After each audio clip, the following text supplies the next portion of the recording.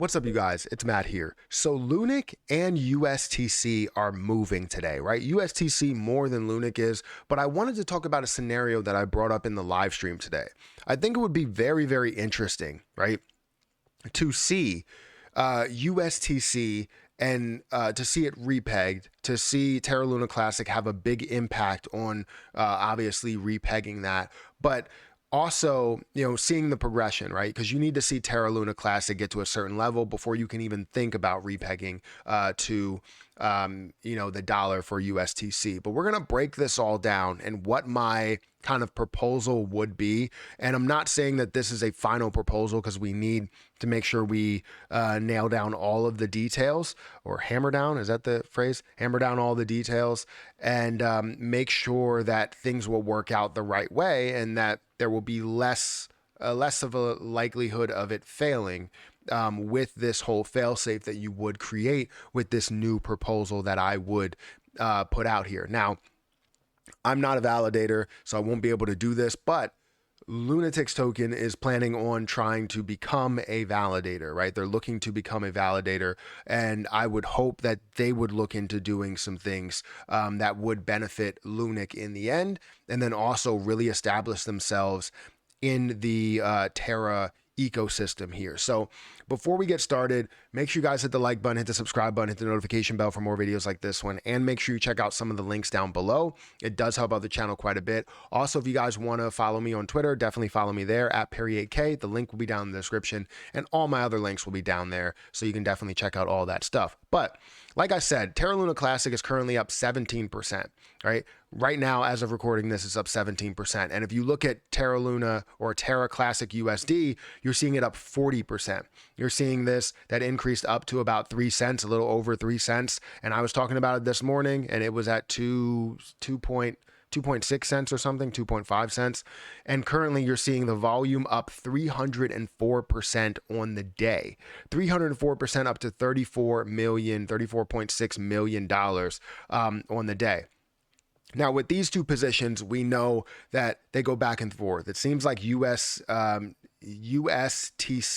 leads the way over anything here because it leads the way with 40% while Terra Luna Classic is growing by 20% basically. And when we look at this, we understand the idea in the end is to repeg Terra Classic USD. So USDT or USTC, sorry, they're looking to repeg that. And the way that they would repeg that is by repaying or paying off this $10 billion debt that they have here. If you look at the total supply, $10.2 billion, they're looking to pay off this $10 billion debt and get it back up to a certain level. Now, they know that you can potentially increase this back up to $1 without paying off the $10 billion. You can have it at like $5 billion, but they know that that's risky because if you only do it to a percentage level of where it's at, you're going to have people that sell the position. And when they sell the position, they're going to decrease that value and you're not going to see it repegged to that dollar, which means you have to insert the exact amount of dollars into this in order to buy up the 10 billion in total circulating supply or total supply. So the way that you go about that is by basically, grabbing the bull by the horns and making sure that you control the situation to get it back up to $1. Now, we know that Terra Luna Classic, in a way, is going to be the kind of way to push it. Right? If Terra Luna Classic, we burn off these coins down to 10 billion or whatever, right? You can see the potential and where this can go. Okay, hopefully I'm painting a picture for you, but you can see the potential of where this can go and how you can pay off that $10 billion debt. However, I feel as though 10 billion in circulating supply is not the right figure to get to. I understand that they want to get this to $1 and see this at a 10 billion supply, which means they can technically mint $10 billion and or 10 billion coins and see this at $1. And now they'll be able to have $10 billion there, right? But the better scenario would be to get this to the highest price possible and then take less coins so that you are, putting that into USTC.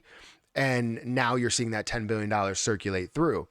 But let's say they do get this, let's say they burn this down to 10 billion coins, and we somehow get to a $10 billion market cap, right? That's a dollar. They end up taking the or minting a new 10 billion coins within Terra, and now you're seeing 20 billion total coins, which technically you're devaluing the people that are holding the position. No matter what, you're going to be devaluing it if you mint it at a certain level or you mint it here, but you're devaluing it by half, and now it's at 50 cents at a $10 billion market cap. You're putting that money over here and all of that, right?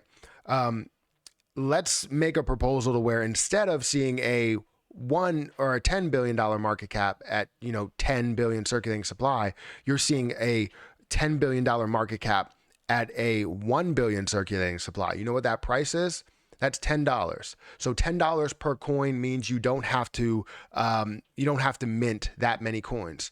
You only have to mint instead of 10 billion, you would now only have to mint 1 billion basically. So yes, it's still going to be diluting it by half, but it's easier to get rid of at that point. By keeping the 1.2% burn alive until everything is staked. So basically, or until everything is established. So basically what you would do in my scenario, right? First, instead of going to 10 billion, you would go to 1 billion. Then you would have the 1.2% burn still implemented through the minting of this new coin, or minting of the new coins, the 1 billion coins that are being sent over the USTC to buy up that and make sure it gets back to that repeg state. And then after it gets to that repeg state, right?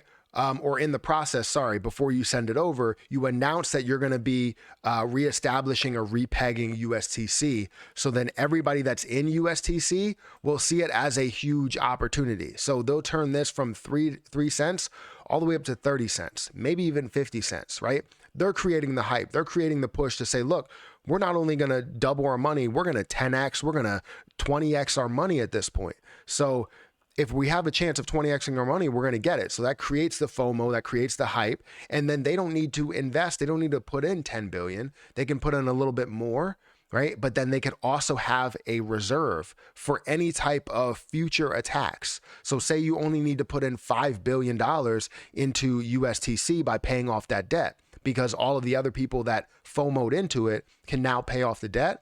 They pay off a half, let's say half of the debt, and then you end up paying off $5 billion of that debt. You have $5 billion set into a treasury or some sort of reserve that backs USTC in the end. So now if it gets attacked by anybody that has $1 billion, that has $2 billion or whatever, you can now put that into here, and you don't have to mint any more USTC or sorry, not USTC. You don't have to mint any more Terra Luna Classic right away. But if it gets completely attacked, then you would take from the treasury. If it doesn't get completely attacked, you would mint from from Terra Luna Classic. So really, you have multiple fail safes in the end to fix this entire failed system, right? While they say algorithmic stablecoins don't work, you can make it work by doing something like this, by setting up a real treasury just in case an attack comes. Because yes, algorithmic stablecoins can be attacked 100%, right? You can see one side attack, the other side attack, but you know what they can attack? Real dollar values. They can't. So if you have some sort of treasury to secure it, or a tax built in that will automatically add to a treasury, that you can secure it, and if any attack comes on, you can completely save USTC and save Terra Luna Classic. That's what you need. That's the proposal that needs to be in place. If we don't see something like that, then we might end up seeing this whole scenario just repeat itself. So you need a fail safe as we're going through the 1.2% burn. And that may take a number of months, right? As we're going through the staking, all of this stuff, may take a number of months to build the hype back up and, build the use case back up. But while we're doing that, we need to understand that this can be a proposal to create a fail safe. It may not be valuable in the beginning where you're looking at the treasury that's sitting with billions of dollars into it, right? It may not be valuable. However, it will be valuable in the end when hedge funds or whoever decided to attack it before attacks it again. And now you're looking at a fail safe. You don't have to put that money anywhere else. You can put it into, whether it's a stable coin or into actual dollar values, into a bank account or wherever you're looking to put it. $5 billion somewhere. And then you can take that and save Terra Luna Classic if anything fails. So, or Terra Classic USD and Terra Luna Classic. But that's my proposal. I just wanted to break this down. Hopefully this doesn't confuse anybody, but I think there are multiple levels to where we can create these fail safes that we need to think about now. Because if we're going to create a solid use case and continue on that use case, we need to have fail safes, because the algorithmic stablecoins can work. You just need something that will be as a form of security. So anyways, let me know what you think about this idea. Is it stupid?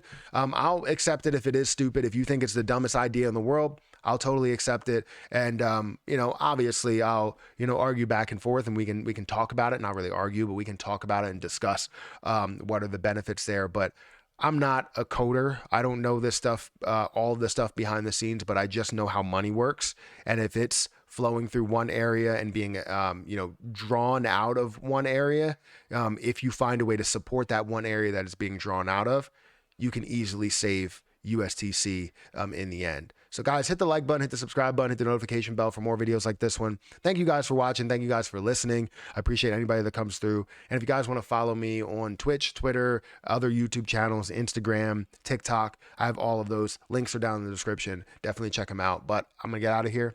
Catch you guys in the next video.